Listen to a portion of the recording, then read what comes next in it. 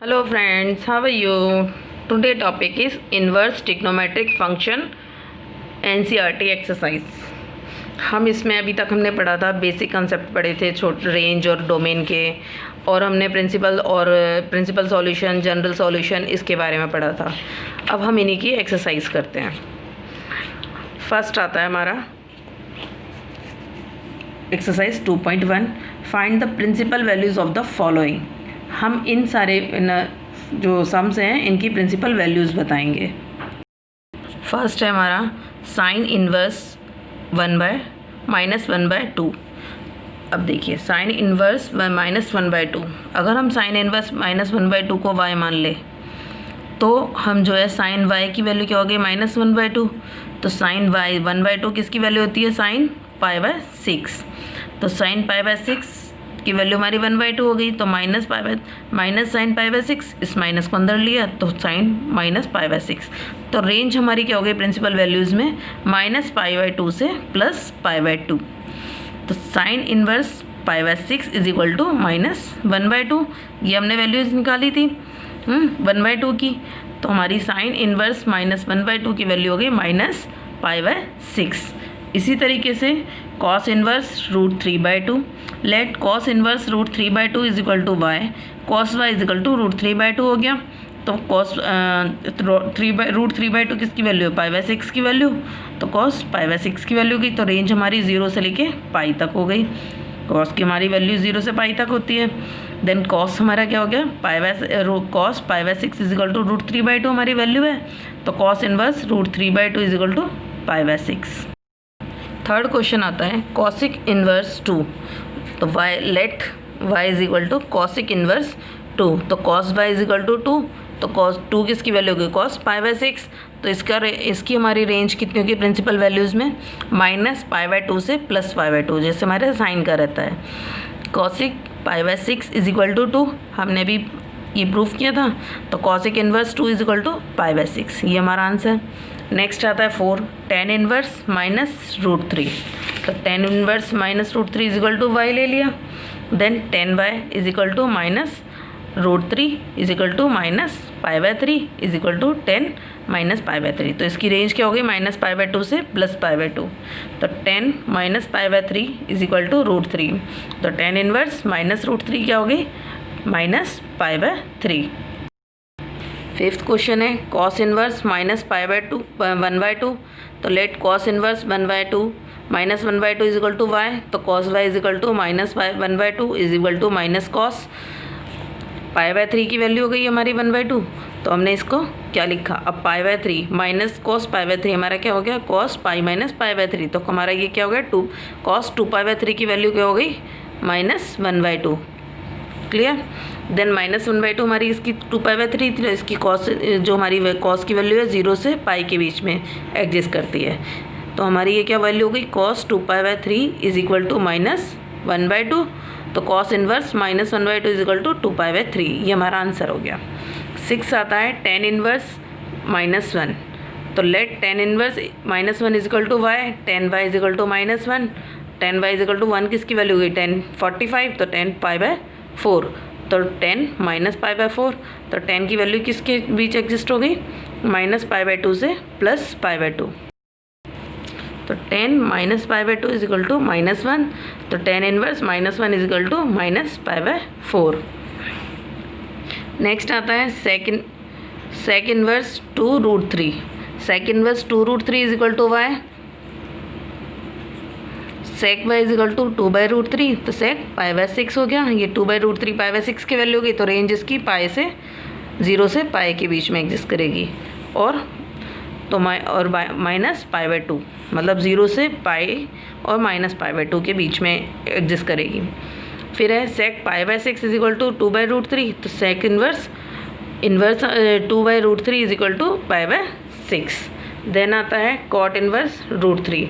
Late cot inverse √3 is equal to y, cot y is equal to √3। तो cot π/6 इसकी range हो गई 0 से पाई के बीच में। कॉट की वैल्यू हो गई π/6 इज इक्वल टू √3। तो cot inverse √3 is equal to π/6।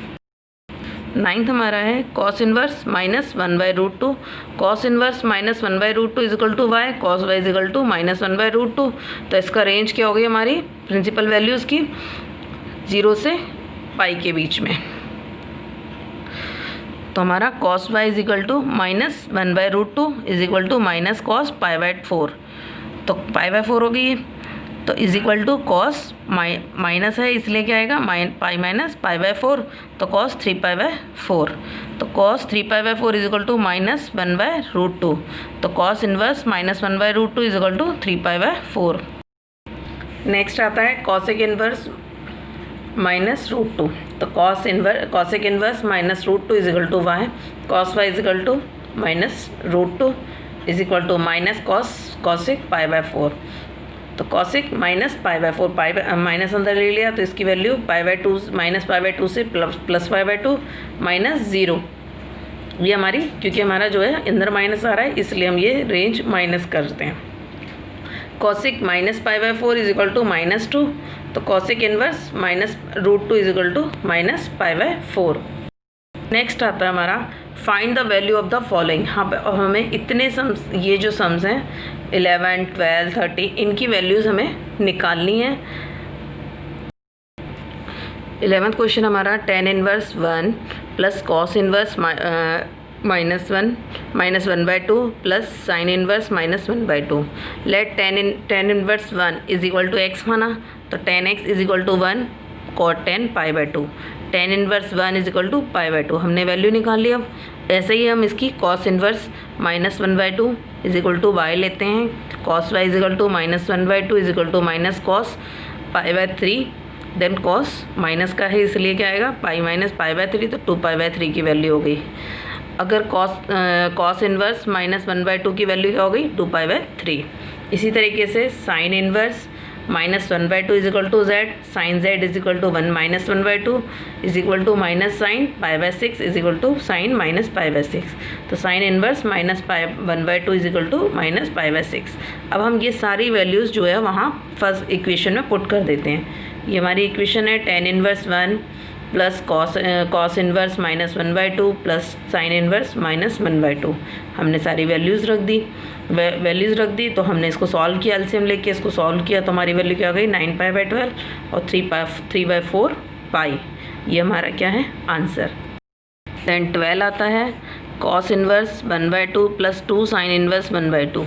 जैसे हमने पहले किया था let cos inverse 1/2 is equal to x, cos x is equal to 1/2 is equal to cos π/3, cos inverse 1/2 is equal to π/3। Sine inverse 1/2 is equal to y, sine y is equal to 1/2 is equal to sine π/6, sine inverse 1/2 is equal to π/6। ये sign inverse 1/2 और cos inverse 1/2 की value हमने equation में रख दी। Equation में रखी हमने इसको सॉल्व किया इक्वेशन को, तो हमारी इक्वेशन क्या बन गई 2π/3। 13 क्वेश्चन है if sine inverse x is equal to y then हमारी वैल्यूज़ किसके बीच में एडजस्ट करती है। तो साइन की वैल्यू हमारी किसके बीच में एडजस्ट करती है माइनस π/2 से प्लस π/2 के बीच में। अब इसमें हमारे दो हो गए माइनस π/2 और माइनस π/2 प्लस π/2 प्लस π/2। यहाँ तो पाई है तो ये तो दोनों कैंसिल हो गए हमारे ये दोनों। अब देखिए या तो इसके बराबर होती है या इक्वल होती है, ना तो हम कह सकते हैं कि सिर्फ कम ही होती है और ना हम कह सकते हैं कि सिर्फ ज़्यादा होती है। तो इक्वल भी होती है तो हमारी वैल्यू क्या हो गई ये this is a right answer. Then आता है tan inverse √3 minus sec inverse -2 is equal to. अब tan और सेक ये हमारे किसके फॉर्मूले हो गए, नीचे हमारा कॉस आ गया, अगर tan को हम चेंज करते हैं तो tan √3 क्या होता है, tan √3 की वैल्यू क्या हो गई π/3 और सेक -2 सेक में -2 क्या वैल्यू हो गई 2π/3, π/3 माइनस 2π/3 क्या हो जाएगा हमारा -π/3। तो हमारा answer is B is right. Thank you.